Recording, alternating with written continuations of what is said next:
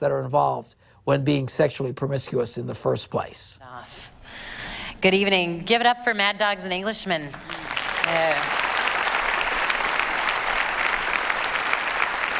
And for those of you who have participated, that was awesome. It's always fun to see. So it's great to be in Green Bay.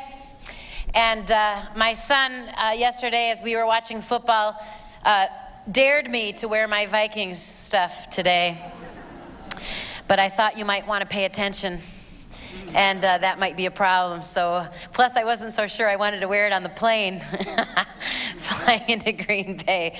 But the Vikings are playing tonight, and I won't really care about that either. It's a sad year. We'll just pray for next year.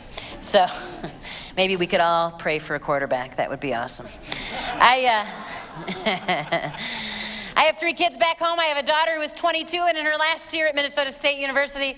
I have a son who is 21 and taking a little break from technical college, and we're pushing him to go back eventually. It's how boys are sometimes. And my youngest son is 13 and in the 8th grade, so that is the family back home.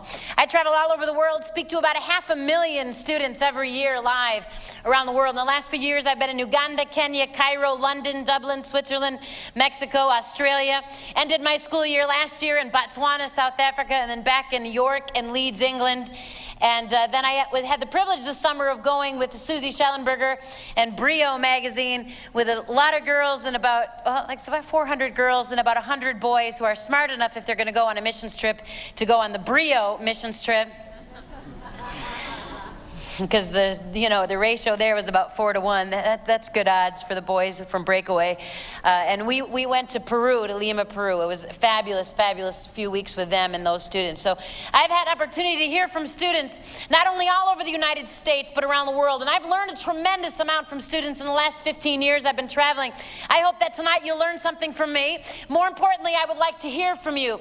And because of the sheer numbers of students we have here, and because of the folks in central Wisconsin who are watching on satellite tonight and certainly cannot come and ask me a question. Obviously, I do not have time tonight to talk one-on-one and answer all of your questions personally. Now, there are folks all over the church tonight who have a little name tag that says, "Ask me anything." Is that what it says? Something like that. Or "I'm askable."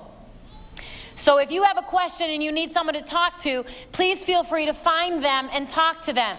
All right, that you're going to wait forever to talk to me. And typically, actually, when I get done speaking, no one wants to be seen talking to the sex speaker, besides a few of the adults. So if there was something that you wanted to ask me and you did not get a chance to do that privately tonight, the way to reach me is to go to the World Wide Web. You go to www.pamstenzal.com. And on my table in the back, there are brochures you're free to take. My name is on there and spelled correctly.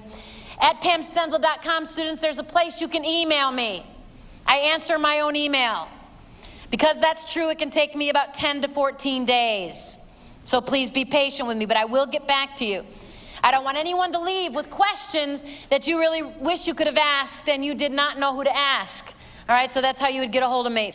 But before I started traveling and speaking full-time, I spent 9 years counseling in crisis pregnancy centers in Chicago and then in Minneapolis, St. Paul.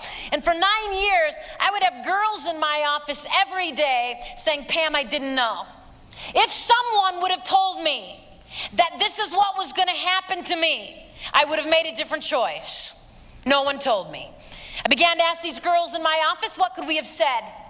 What could someone have said to you before you made this choice that might have helped you to have made a better choice? And after 9 years, I realized that there were a lot of students out there making decisions about sex, having absolutely no idea, none, what the consequence of that choice will be. It's what we're going to talk about tonight. Students, I want you to understand that I did not come to Green Bay today to decide for you what you're going to do about sex.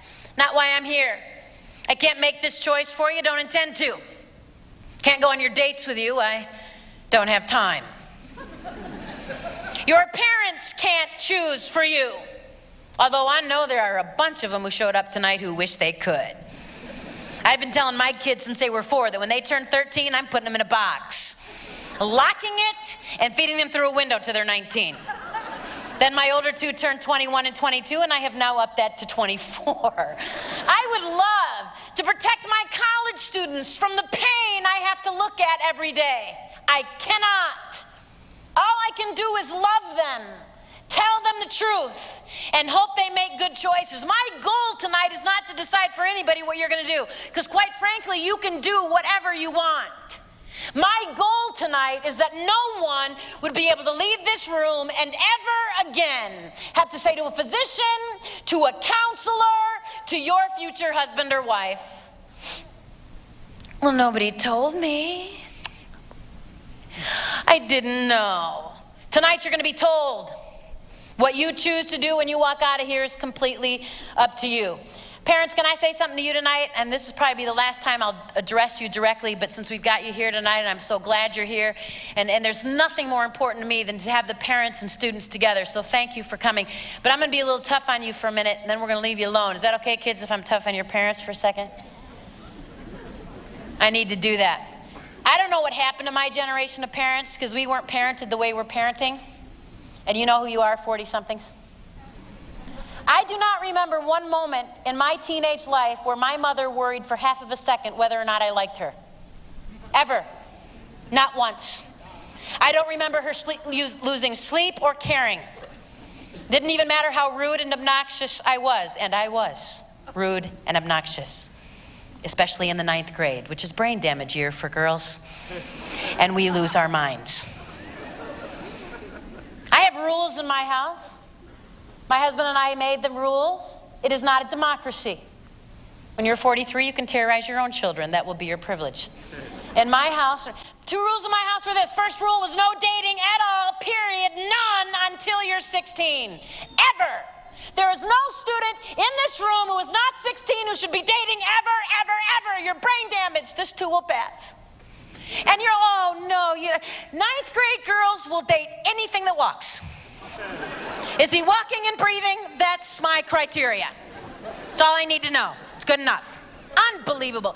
No dating till you're 16, and we can argue about this all day long. I have been doing this for 15 years. I've been counseling teenage girls for 15 years. I have yet to see a young girl, and boys, whatever, they're like, want to go out? I got a skateboard, pick you up later. You gotta have a job. Because who are these young girls dating if they're dating? They're dating older boys every single time. And I don't care if he is the pastor's son. No. No, none of that. No dating till you're 16. Second rule in my house was no single dating at all until graduation from high school. You will date in groups, 4 or more. 16 is my preference. All of you. That was the rule for my crazy, horrible, conservative Baptist parents. And I am a semi-well-adjusted adult. I survived. And I actually thought group dating was fun when I was a teenager. I got to date more than one guy at one time. And I didn't lose my friends when I was in high school. When I was in high school, we actually had lives. We had sports. We had theater. We had music. We had lives. Dating today looks like pseudo-marriages. Kids walking down the hall. I love you. They break up. She's in the bathroom bawling. It's over. He dumped me. I have no boyfriend. What will I do now? I love you. And they just marry whoever they're surgically attached to when they have the money to do it. Do not pass go. Do not collect $200. Go directly to divorce. That's where you're headed. Group dating was better. We got to stay with our friends. We didn't lose our friends. We got to hang out. We got to get to know the person in a group setting without this, we call it in Minnesota, 2 ticks and no dog. 2 empty insects trying to suck the living life out of each other. It's not very healthy. Some of the parents sitting here tonight are going, well, those rules, I don't know, those rules. And I could give you a bunch more. Just ask my children. They will tell you. Well, those rules are so strict, Pam. Your kids are going to rebel. So, what'd y'all do? Have a little powwow with your teenager and rest of the rules they were planning to obey? So you could have that rule? Here, you tell me what you're going to obey. I'll have that rule so I can feel like a good parent. Is that how you did that? Unbelievable. This is my house, my rules. My daughter didn't like me very much in high school. I had news for my teenage daughter. I have friends, and I don't need her. She has friends. She doesn't need me. I wasn't called to be my daughter's buddy. This is not a popularity contest. I was called to be her parent. And my generation of parents, and you know who you are far more concerned about being their kid's buddy than the parent. And let me tell you why. And if your kid has not recently done this, if your teenager has not recently done this, you've told me 1,000,000 times, you are not talking enough. That was my gauge. When my kids did that, I'm like, yes, paycheck, thank you. Do it again. That was my favorite. And you're the only parent. Everybody else's mom. My daughter tried that about a movie one time. My kids went to a small Christian school, got out the Christian school directory right in front of her, started calling parents, the whole thing. Don't call the whole school. I will call the whole school. And don't you dare say everybody else's mom to me. Unbelievable. Here's why I can be tough as a mom, because my husband has mercy gifts. That's why. That's helpful. But one of the reasons why I believe in being tough is this. And I'll tell you what, high school was rough. But I can stand before you today and say that I have a 22-year-old amazing young woman who I can now say is my friend at 22. And I can promise you that if I had been her friend at 15, she would not be my friend at 22. I was willing to go through the pain. And at the end of the day, parents, can I say this to you? I will never stand before God and answer for what my children choose to do. I will stand before God and answer for what I did. For how I taught, for the rules in my home, I will answer for me. I will not answer for her. So it's time, parents, that we took our eyes off of needing to be our kid's friend and put our eyes where they need to be and decide to be the parent. Much more important. I get to start tonight, and I'm going to start this way to remind all of you. And by the way, students, as we get into this, well, I'm glad your parents are here, because sometimes we think this sexuality discussion is for teens. And I think that some of the parents here are going to realize it doesn't matter how old you are. This is true for all of us. If you have sex outside of marriage, if you have sex outside of one permanent, monogamous, and monogamy does not mean one at a time.